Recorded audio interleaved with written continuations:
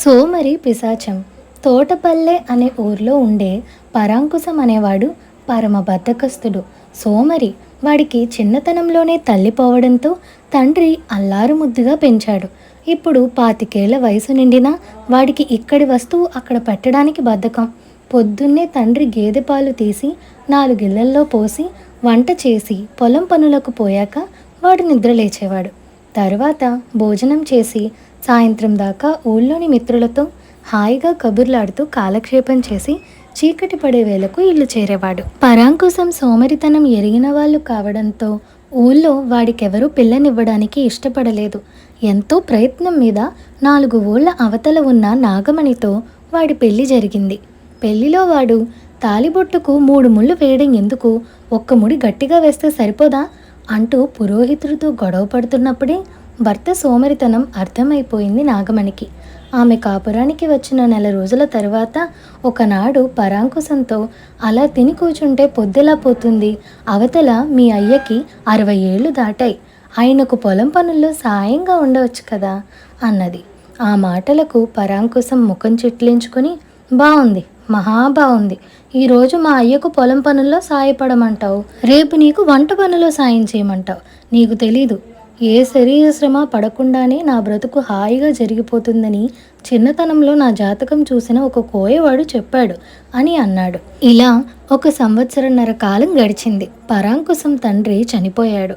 వాడి భార్య ఒక మగబిడ్డను కన్నది. అయినా పరాంకుశంలో ఎలాంటి మార్పు లేదు.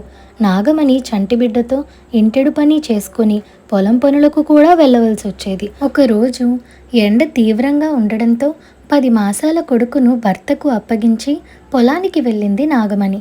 ఆమె సాయంకాలం తిరిగి వచ్చేసరికి పిల్లవాడు పెరట్లో ఉన్న పాతకాలపు దిగుడు బావికేసి పాకుతూ ఉన్నాడు. పరాంకుశం కొంచెం దూరంలో ముక్కాలి పీట మీద కూర్చొని తాపీగా వాడికేసి చూస్తున్నాడు. ఇది చూసి నాగమణి కెవ్వున అరిచి చేతిలో ఉన్న తట్టను కింద పారేసి చప్పున వెళ్ళి కొడుకుని ఎత్తుకుని పరాంకుశంతో, బిడ్డ నేను రావడం 1 క్షణం ఆలస్యమై ఉంటే బావిలో పడేవాడు, అలా చూస్తూ కూర్చున్నావేంటి, నువ్వసలు తండ్రివా కసాయివాడివా అన్నది కోపంగా. ఎలాగూ నువ్వు వచ్చే వేళ అయ్యిందని ఆగాను, అనవసరంగా నేను కూర్చున్న చోటు నుంచి లేవడం ఎందుకని అన్నాడు పరాంకుశం నవ్వుతూ. ఛీ, నిన్ను నీ సోమరితనాన్ని చూస్తుంటే నాకు అసహ్యం వేస్తున్నది. ఈ చాకిరి ఎక్కడ చేసుకున్నా నాకు నా బిడ్డకు ఏ లోటు రాదు, ఇక్కడుంటే నాకు నా బిడ్డ కూడా దక్కేటట్టు లేడు అంటూ కొడుకుని తీసుకుని నాగమణి పుట్టింటికి వెళ్ళిపోయింది.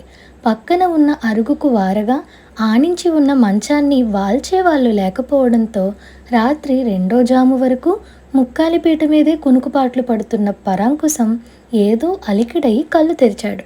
అతడికి అరుగు మీద కూర్చున్న ఒక పిశాచం కనిపించింది. పరాంకుశం ఏమాత్రం భయపడకుండా, ఇంత అర్ధరాత్రి వేళ దేవతలా వచ్చావు, సంగతి ఏమిటి, ముందు ఆ మంచం కాస్త ఇటు వాల్చు అన్నాడు. నేను సోమరి పిశాచాన్ని, నిన్ను చూస్తేనే నువ్వు సోమరువని అర్థమవుతోంది, నాకు చిన్న సాయం కావాలి. సోమరిపోతును, సోమరిపోతు కాక ఎవరు అర్థం చేసుకోగలరు నన్ను, ఎవరు సహాయపడగలరు అన్నది పిశాచం. ఇంతకు నేనేం చేయాలి అని అడిగాడు పరాంకుశం. ఒక పలుగు పార తీసుకుని నా వెంటరా అన్నది సోమరి పిశాచం. అవేవో నువ్వే పట్టుకురా అని పిశాచం వెంట బయలుదేరాడు పరాంకుశం.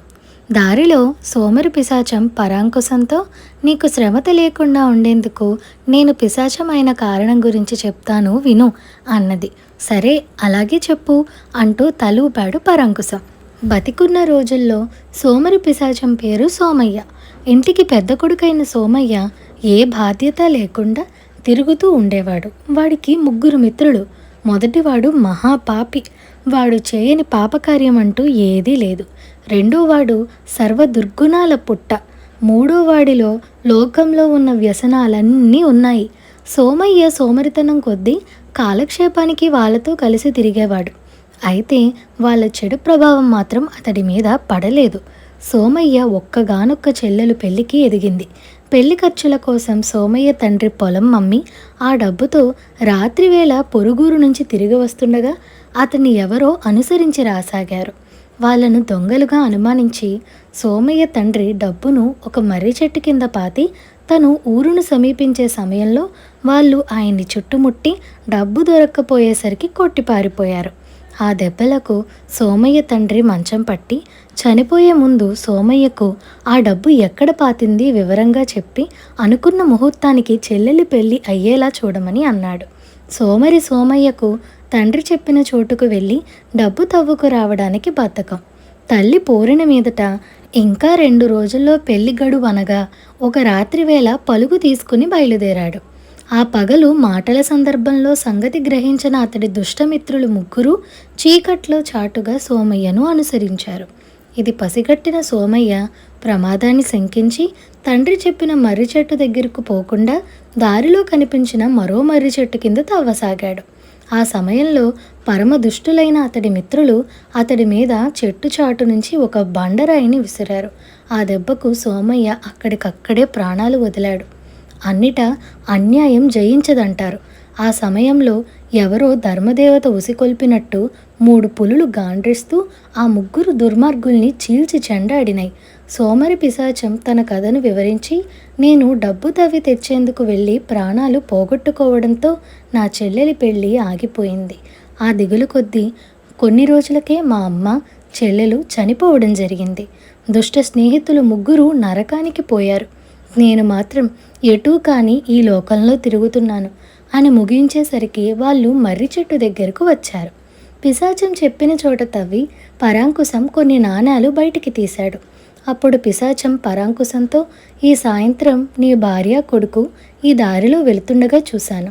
నీ భార్య ఆకలితో ఏడుస్తున్న నీ కొడుకును సముదాయిస్తూ, ఒక సోమరి కడుపున పుట్టినందుకు నీకీ కష్టాలు తప్పవు తండ్రి అంటూ కన్నీళ్లతో ఉండటం గమనించాను. ఈ డబ్బు తీసుకుపోయి ఏదైనా వ్యాపారం ప్రారంభించు. భార్య బిడ్డలను ప్రేమగా చూసుకో. సోమరితనం ఎంత ప్రమాదకరమైందో నా కథ వల్లైనా తెలిసింది కదా అని తీతువు పెట్టగా మారి చెట్టు పైకి ఎగిరిపోయింది. పరాంకుశం గోతిలోని నాణాలన్నీ పైకి తీసి చూశాడు. అవి ఈ కాలంలో చెల్లని నాణేలు. వాటిని తిరిగి గోతిలోనే పాతిపెట్టి ఇంటికి బయలుదేరాడు పరాంకుశం.